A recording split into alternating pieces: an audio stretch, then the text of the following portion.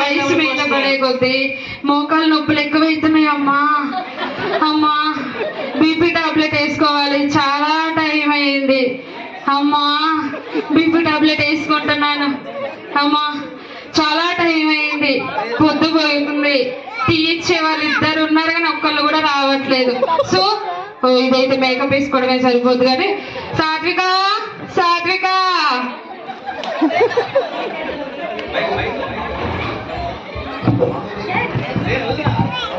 అత్తయ్య గారు చెప్పండి. అత్తయ్య గారు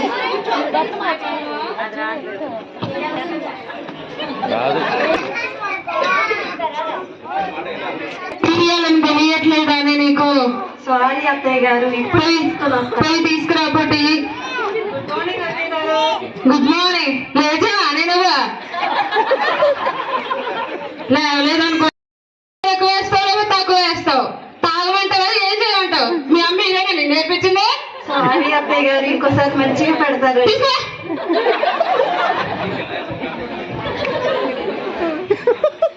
ఏంటి నీ బాధ? ఏంటి గొడవ? సెల్ఫీలు గొడవ ఎందుకే? సర్లే కానీ అక్కడ కార్తీక దీపం సేవలు వచ్చింది, పెట్టు వచ్చి పెట్టు పెట్టు. సౌండ్ రావట్లేదు, మైక్ సౌండ్ రావట్లేదు.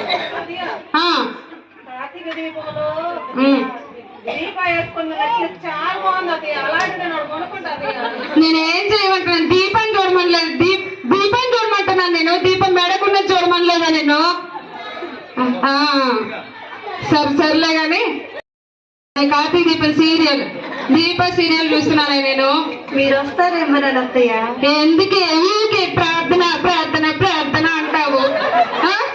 ఎప్పుడు చూసినా ప్రార్థన అంటావు. నేను మాత్రం వెళ్ళనా ప్రార్థనకి? నీకు తెలీదా? వెళ్తారు అత్తయ్య? వెళ్తాను.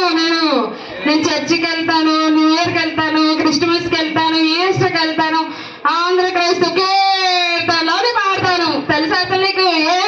అవునవును, అదే ఆంధ్ర క్రైస్తవ. అదే అత్తయ్య గారు చెప్పింది. అందులో పాటలు అత్తయ్య గారికి కదా, నాకు మొత్తం వచ్చు పాటలు. నేను కూడా క్రిస్మస్ కి వెళ్తా, ఈస్టర్కి వెళ్తా, అన్ని పండగలకి మేము ప్రేయర్ మీటింగ్ కి వెళ్తాం. నీకు తెలుసా? అవునా? అవును.